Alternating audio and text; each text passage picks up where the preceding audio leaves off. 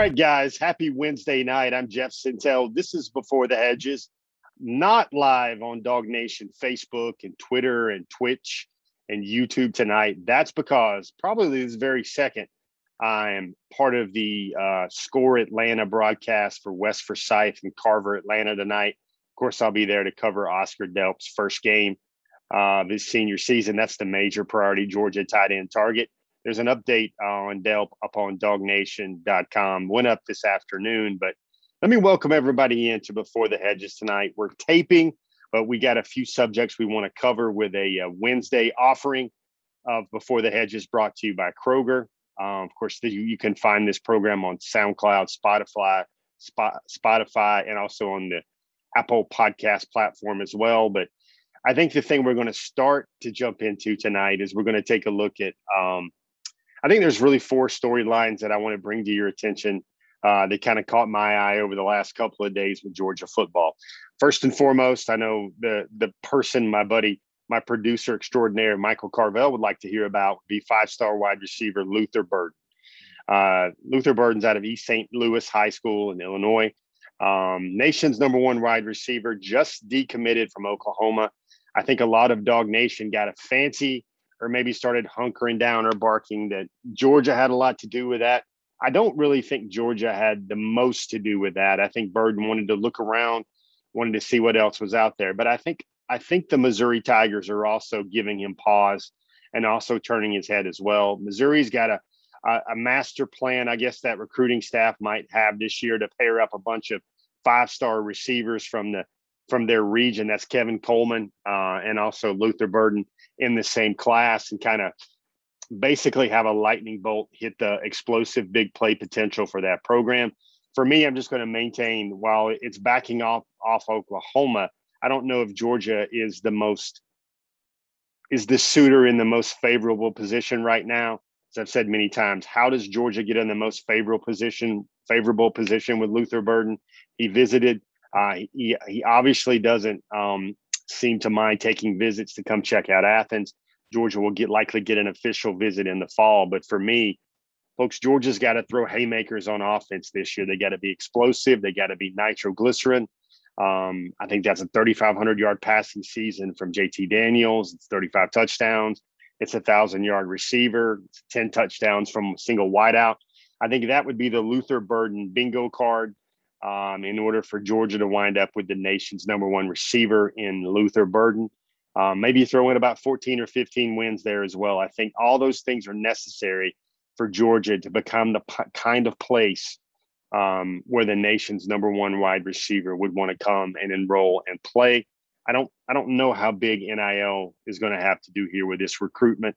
Of course, if that's the case, maybe a school like Missouri would be the best off in terms of how they can kind of keep somewhat of a local guy home, and then he would be playing in the SEC. So that in a nutshell is what I want you guys to think about Luther Burden. How does everybody else feel about Luther Burden? Are you guys encouraged? Did you guys dance the jig when that decommitment dropped? I'm curious for everybody to talk about that a little bit and to get into it. Second thing I want to talk to you guys about, and my, that was an interesting tweet that Christian Miller tweeted out today.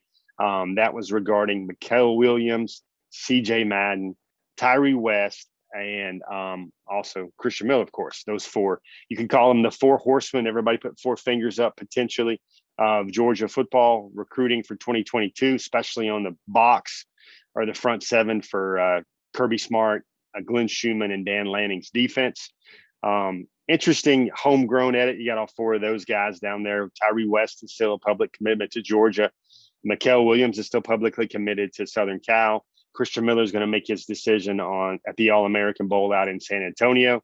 I'll be there for that. And also CJ Madden's going to make his decision on September the 18th, which curiously is the date of the Georgia-South Carolina game.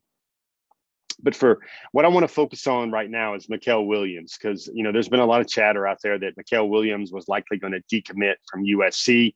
Georgia was maybe a driving force behind that. But if you saw the story on dognation.com over the last couple of days, you maybe want to drive a little bit slow in that lane when it comes to Mikael Williams. I visited with Mikael. He still sounds like he's saying all the the right things there about Southern Cal, likes the coaches, the staff members, likes the California lifestyle, likes that California palm trees and everything else out there. But he did say a couple of things I found interesting, and that probably you loyal viewers of this program will want to find interesting as well. Number one, still solidly committed to USC. Georgia's still recruiting him heavily. The other thing that was of note is he said that Georgia will likely get an official visit. It's probably going to give Florida an official visit, Georgia an official visit, maybe Ohio State an official visit as well. Those things are all interesting. Mikkel was wondering, where does all this stuff come from? Where a lot of the industry, a lot of folks out there seem to think he's going to flip. We talked about that. I think it's probably because he's leaving the door open a little bit by trying to take these visits. Southern Cal had a great impact on him. He's very fired up. His half brother, Michael Trigg, is there as a four-star tight end signee from the 2021 class. But he also said a couple of things I want to zoom in on here. First one of those is he said that he wasn't sure whether it would be Georgia or Southern Cal, which would be the school or the program that would be the hardest to say no to. That was interesting. He also, besides the fact that he's going to take some officials, because he also talked about, and I don't know if we've ever really had the chance to document this before on Dog Nation, but he talked about maybe how Georgia's staff reacted when they weren't the pick. Georgia had gotten tipped off that he was going to make his commitment to Southern Cal, and then the staff really just converged on him, I guess, with a twist stunt or a pinch front or a pinch whatever came crashing down. They recruited him heavily. They're like, Kirby Smart told him a story like, don't do this to me. Mikkel told me that Kirby had kind of been in his ear since he saw him camp in June. Still likes the people at Georgia, still thinks it's a very special place. Mikkel Williams also maintained that he and Christian Miller were going to play together in college. They will likely take their official visits together to Georgia as well. As you know from previous weeks, Christian Miller has told us that Christian Miller told me that he's going to give Georgia his last official visit, which is always something that the Georgia staff and Kirby Smart usually does a very good job with. Mikkel Williams, very, very interesting there. Now, the third guy that I want to bring to everybody's attention, which I think is a neat little storyline going on right now, is Drew Bobo. Drew Bobo is a three-star offensive lineman from Auburn High in Alabama, the son of former Georgia offensive coordinator, former Georgia quarterback Mike Bobo. Three-star offensive lineman, but I think a lot of that has to do with he's played a lot of private school ball and never really kind of settled anywhere. Really actually hasn't even gotten involved in a really strong weight training program until just recently at Auburn High. Auburn High is a 7A program in Alabama. When he was at South Carolina, he played for a small school in the South Carolina Independent Schools Association. That was the same school that sent Jordan Birch, you guys remember that name, to South Carolina. But he's never really gotten swole, gotten strong, really never really started to move weight around. And I think that's an area where you're going to see a bump or an increase in Drew Bobo's game, because he's never really put the strength and put the kind of suit of armor on his body that an offensive lineman needs. 6'5", 295. He's now throwing up a lot more weight. The other thing for a baseline of what kind of athlete that Drew Bobo is he's a great basketball player. He told me he averaged 15 and 10, and that was in the South Carolina Independent Schools League too as well. Not the best competition, but here's a fact that I found was kind of fascinating. Been covering Georgia, I think 7 years now, covering Georgia recruiting 7 years now. I've never followed a lineman, including all these All-American and five-star linemen, that was good enough to put up 29 points in a single game on the basketball court. Interesting there. So you've got good feet, really good basketball feet. He's going to chisel himself up. He's going to get rocked up, get a lot stronger. And I think you're going to see an increase in Drew Bobo's game. The other thing to know about Drew Bobo is he's basically down to Georgia, Kentucky, and Auburn. Of course, Auburn's there with his dad. Georgia is there where he grew up. He always wanted to play there. And he gave me a very interesting quote when he said he always grew up wanting to play for his dad, and he also always grew up wanting to play for Georgia. That's intriguing because he now sees that he probably is going to have to make this decision between these three SEC schools based on the official visits to both Georgia and Alabama. He's got two left. He took one to Tech, Georgia Tech. He took one to Virginia, and he took one to Kentucky. So Georgia Tech out, Virginia out. Those three schools remain, and Kentucky's done a very good job of recruiting Drew Bobo. But I find it fascinating that he thinks he really doesn't know the players that well at Auburn. He really doesn't know the players that well at Georgia. And really what he's looking for is something that his father Mike has, and his potential future coach Kirby Smart might have, is when Mike Bobo and Kirby Smart were at Georgia, they circled together and found one of those lifelong group of friends. It's about 7 guys. They hang out together. They vacation together a lot. And you know what Drew Bobo wants is to go to a place where he can find those 7 guys that would probably end up at his wedding, or they'll be end up at picnics and cookouts and go to events together. And that's what he's looking for. He wants to gel with the incoming class at one of those 3 schools. I thought that was very interesting. That's kind of how a very seasoned, well-knowing recruit that's been around the block and knows the game would look at those things. I think it's also very interesting that despite the 3-star status, we can all very much readily assume that those are committable offers from both Auburn and Georgia. Why do I say that? Because just based on those relationships, it would get really awkward if Drew Bobo was wanting to commit to an Auburn or wanting to commit to a Georgia and that offer not be committable. Those relationships from the Bobo family and both those programs are about as strong as it can get. And thus, that's why that's such a complicated decision going forward now for young Drew Bobo. Gotcha. Now that's the third thing. The last thing I want to talk to you, and I'm going to call this, we had a sponsor for this segment, I would call this the tuck this in your back pocket part of the show I want to talk about right now.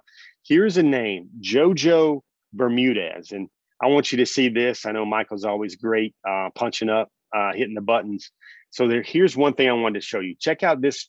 It's really a tweet from a prospect camp from JoJo Bermudez. And this is a 3-star receiver out of Egg Harbor, I believe, in New Jersey, Cedar Creek High School, another 3-star. He's about 5'10". He's about 166 pounds. But really, this was a guy that Georgia offensive coordinator Todd Monken has taken a great interest in. Monken saw his film on Twitter, immediately DM'd him and says, hey, we can use a guy like you at the University of Georgia.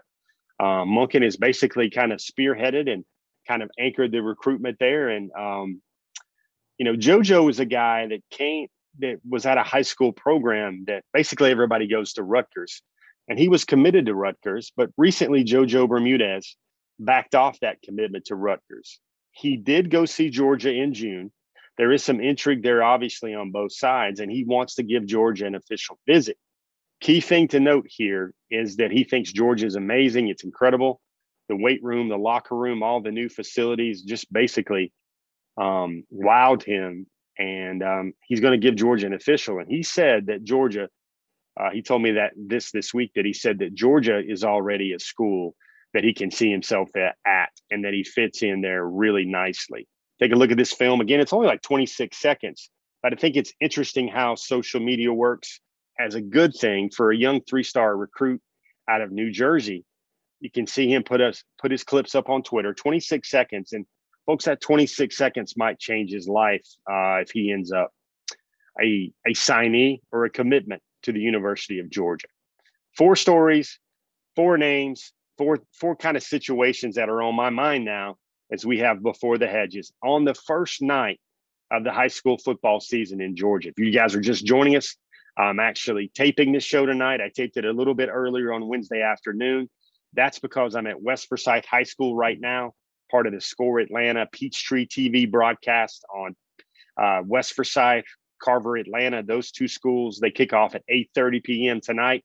That's the first game in the senior season for Priority Georgia tight end target Oscar Delp. That's a good start to the show, guys. As always, our show this week is brought to you by Kroger. I'm Jeff Sintel. Let's take a minute and hear the latest message from Kroger. We'll get back to the show in just a moment, but first, a quick word from Kroger. Kroger has made shopping for the groceries and household essential items that you need even easier by offering free pickup.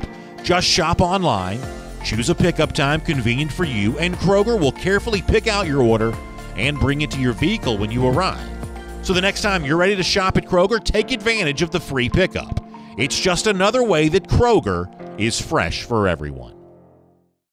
All right, guys, those were the smooth tones of Brandon Adams. You guys, get your head on a swivel now, because Saturday at Mercedes-Benz Stadium, it's been all over Dog Nation this week. Brandon Adams will be on the call representing Dog Nation at Mercedes-Benz Stadium. There's 5 games set that day at Mercedes-Benz for the Corky Kell Classic. I think Brandon will be calling 2 of those, so you guys pay attention to that. Brandon's going to get back in the booth, and I'm very, very happy for my colleague here. That's something that he's been wanting to do. We've been talking about this for quite a long time, a few years now, and to see my good friend back in the booth doing something that he loves, I think that's going to check off the big box on his wish list going forward in his career. So, hey, give him a listen. Let him know how he does on Monday about how he did on his calls from the Corky Kell Classic. Speaking of calls, speaking of what's going on, I want to point you guys to our online social media traffic. That's coming in a little bit later. First of all, you guys know what time it is. Top targets time. That's what we always get to in every Before the Hedges show. Let's take a look right now at your top targets for the class of 2022. Got some shuffling here this week. Some names are going to come out. Some names are going to come in. Let me take a look at this right here. First name on the list, guys. And I want you to know what you guys feel about this. He's named a final 2. Georgia is in his final 2. If you guys are watching social media lately, I think Big Bear Alexander was seen wearing a Georgia t-shirt. He did take a visit to Georgia in late July. Got a chance to see Georgia again. Really, it's going to be a great race there between Texas A&M and Georgia. Big Bear Alexander. We had a feeling that this name would show up again on the top targets list. He's now at number 12. Number 11, we spoke about him at the top of our show as part of, I guess we'll call it our 4-pack, as we look back at forward names that are kind of hot for me on the recruiting trail with Georgia this week. Just 4 pertinent names, maybe I would say, maybe is the better way to phrase that rather than just simply hot. Luther Burden, nation's number 1 wide receiver. Number 10 is Jaden Gibson, 6'6". He was kind of one of the breakout stars of the Elite 11 opening workouts out in California. Jaden Gibson, his whole family went to Florida. He's an ascending prospect in the class of 2022. He's about 6'6", game breaker type speed. I've heard lots of folks compare him to a Fred Gibson out there. So that's very, very worthy praise there for Jaden Gibson. Number 9, that's a name everybody knows this week. Dayon Bowie out of Bainbridge, Georgia. He did commit to Texas A&M since our last show, but I kind of just got the feeling that race is not over as of yet. That's why Dayon Bowie, the 5-star athlete, is still at number 9 on the top targets list. Number 8, this is a guy whose name just keeps moving up. Got to get that story up on dognation.com very soon. Hero Canoe out of Santa Margarita Catholic, Rancho Santa Margarita, California. George is going to get an official visit. Some people have gotten their wires crossed. They've been hearing conflicted reports about whether Georgia is or is not going to get an official visit. The Bulldogs are. It's likely going to be the last official visit that he takes, and that will be for the Missouri game. Number 7, another guy that was a newsmaker this week, Andre Green Jr. dropped his top 6. That's a spot where he's kind of slid the last 3 or 2 from even the 3 or 4 position we saw on previous shows. Andre Green Jr. is now number 7. I think Clemson and North Carolina are going to be very tough schools to beat here for Andre Green Jr. Number 6 on our list, that is Mikel Williams. We talked about him early in our show. Mikel, currently committed to USC, going to give some official visits. Still has pretty clearly a lot of sentiment there for the University of Georgia. And I thought it was very telling, one of the comments from that story we posted on dognation.com earlier this week. Mikel Williams said that the more, and I'm kind of paraphrasing here, but the gist of it is, when you think your recruiting is over, you realize it's never over, or it's not over. I thought that was very telling. He said, just when you think it's done, your recruiting is done, then it's not done. And I think that has a lot to do with the attention now he's getting from Georgia, Dan Lanning, and also Southern Cal, those coaches at Southern California that are going to try to keep him committed to Troy. Number 5, Jaheim Singletary. Really, all the chatter here is Miami or Georgia. Some weeks it sounds like it's Miami. Georgia has been in this thing for the longest time. That's a 5-star corner. I believe he's currently the number 3 cornerback in the land on the 24/7 Sports Composite. Number 4, I call him the peanut butter and jelly man because about 500 peanut butter and jelly sandwiches took him from a 208-pound 3-star to a guy that could very well be one of the best defensive prospects that Georgia could sign in the class of 2022. That's how much stock there for C.J. Madden has risen. Playing some middle linebacker, a lot of middle linebacker for Cedar Grove right now. Tennessee and Auburn are coming after him right there as well, set to make his decision on September the 8th. This is a young man whose stock just keeps going up. Played some good middle linebacker against Buford and made a pick in his first varsity action in about 2 seasons, especially his first start as a middle linebacker. Number 3, Christian Miller, they call him the Trench King. He was so dominant in the game against Buford. Going to make his decision at the All-American Bowl. Really, that decision now feels like Georgia, USC, Ohio State there. There's really 4 schools that are really right there for Christian Miller. Such a fascinating and fun and charismatic kid to talk to. You guys remember from our show earlier this year when he did a Trey Scott impersonation and how personable and how colorful and how delightful he was to get a chance to have a conversation with. We mentioned his name earlier in the program because that's where I'm at right now as you're watching this show that was taped earlier today. I got to watch Oscar Delp play in his first game tonight. Oscar Delp is number 2. You guys can look at the recent story on dognation.com. He thinks September 30th is going to be the day. He's going to try to see all 4 of those campuses during the month of September to make his decision. That's South Carolina, Clemson, Georgia, and Michigan. Really, Georgia and Clemson are unique there because they both have kind of a marquee matinee idol quarterback. Clemson has 5-star quarterback Cade Klubnik out of Texas, impressive player there, back-to-back state champion quarterback. And Georgia has Gunnar Stockton. Those two have gotten to know each other pretty well over the last 4 or 5 months, or maybe 7 or 8 months by now, since those guys really started talking in January. Number 1 on the list, Kamari Wilson at IMG Academy. IMG Academy is going to play American Heritage. Man, what a strong opening week matchup it is there for IMG and the defending national champions. Kamari Wilson, the nation's number 1 safety, going against American Heritage. That program has sent a lot of Bulldogs to the University of Georgia. Rolling through the list, you've got obviously Sony Michel. You've got out of American Heritage, you've got Isaiah McKenzie. You've got the kickers, going on and on and on. Georgia sent kickers. Very recently you mentioned Tyson Campbell. Heck of a program there at American Heritage. They're going to lock up with IMG Academy as well for their first game of the season. We got some other names to know. Right here. I want you to see Drew Bobo. We talked about him in the show. It's really down to Kentucky, Auburn, and Georgia. Jacob Hood, the big 6'8" offensive tackle out of Tennessee.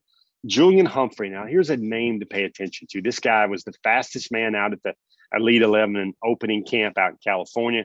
Currently committed to Florida, but man, Georgia's still working on this recruitment very hard. Sent him a bunch of edits. Julian Humphrey did give Georgia a visit. He's tweeting a lot about Oklahoma, Georgia, other schools, not just Florida. Another name to bring to mind, Amari Kelly. Amari Kelly's actually making his decision this week. I don't think it's going to be Georgia there, but Amari Kelly is a guy that really hit it off with a lot of Georgia commitments as he visited in June, including Malachi Starks for starters. Another name on the list, you guys would probably like me a lot better, like this segment a lot better if Walter Nolan's name was on the top targets list, the top 12, and not this list of the other names to know. But Walter Nolan basically has 3 schools to 5 schools he likes. Georgia's in there, Alabama's in there, Florida's in there, Texas A&M is in there, and Tennessee is in there. That young man plays in the Knoxville, Tennessee metro area. Another name to look at right here is Shone Washington, plays at the same high school which sent Cedric Von Pron Granger to the University of Georgia. He visited Georgia on the 1st of June and the end of June. The 1st of June and the end of July. 2 very good visits there. I think Georgia's in the thick of things there for Shone Washington. He's a former LSU commitment at defensive tackle. That's a young man whose stock will surge with his senior year film. DJ Wesolak, we've mentioned him for a couple of weeks now. He's in Boonville, Missouri. Really like this prospect as an edge, perhaps maybe as much as some of the other bigger names or higher rated names on this list. Georgia continues to recruit him. DJ Wesolak, number 5-star. The next name on this list is another 5-star. Pardon me. This is Travis Shaw. Travis has made kind of a living on the top targets list. He falls off the top targets list this week. He makes his decision known on August the 21st. Shamar Stewart, another 5-star top 10 player out of South Florida. I think he's going to look largely at the seasons and what some of these power programs that he's looking closely at have. He's going to take his visits, of course. And I think Georgia's a school just to keep in mind there with Shamar Stewart. And lastly, another edge guy, Anai White. He's down to a Final Four: Georgia, Alabama, Ohio State, Texas A&M. He's out of Philadelphia, same high school program which sent Tyke Smith to the University of Georgia via the transfer portal. Anai White is a name where you hear off and on things there about him in Georgia. We mentioned a couple of timelines on our show. Travis Shaw is August the 21st. You've got 3-star edge CJ Madden out of Cedar Grove scheduled for September the 18th. And we've mentioned his name a bunch of times on our show already. That's the All-American Bowl selection, Oscar Delp out of West Forsyth High School. He is still scheduled to make his decision on September the 30th. That's to honor his mother, Mary Delp, on her birthday. Georgia picked up another commitment in Cole Spears since our last show. Let's look at the kind of the quick glance snapshot of Georgia's recruiting class. They now have 15 guys. They're up to number 5 nationally. Cole Spears has picked up a 3-star rating from 24/7 Sports after being unrated. 7 guys on offense, 7 guys on defense, 1 punter. That's the special teams ace Brett Thorson out of Australia. 9 in-state, 6 out-of-state. Got a lot of balance there. There's 1 5-star commit in Malachi Starks.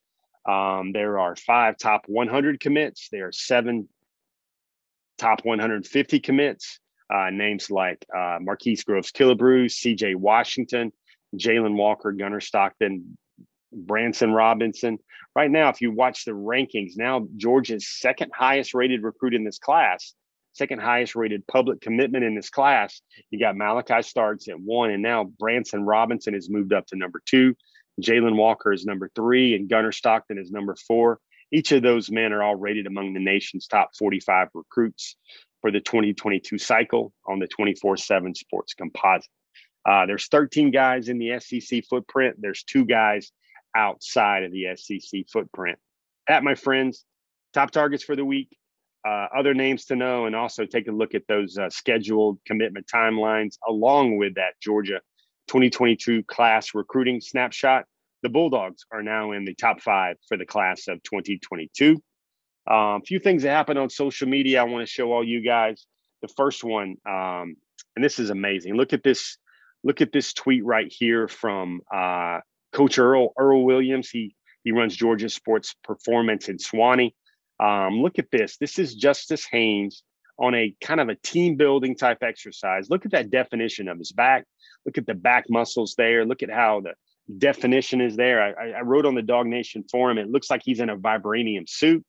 Apparently, I've learned that was pretty much the way his dad, Veron Haynes, was when he was in high school. Tireless workers, always working, almost be obsessive about being a worker. And Justice Haynes certainly looks like the after picture of a guy that gets after it every single day to get better. The next one I want to show you, we mentioned this earlier in the show, that was of Andre Green. Andre Green is I think his rankings keep climbing. I think Rivals gave him a rankings boost. He's now the number 7 or maybe the number 9 overall wide receiver in the country on Rivals. The composite now shifts with a high rating like that. Folks, Andre Green Jr. is a top 5 talent in any cycle to me. I've been saying this for years and years, and now he's got an official top 6. I'd look for him to make his decision after some visits this fall. We mentioned Julio Humphrey earlier. This is the Florida commitment. I know many on this feed would love to see nothing better than for Georgia to flip perhaps the fastest man in Florida's class this year. He's giving Georgia some attention. He's tweeted out a bunch of things.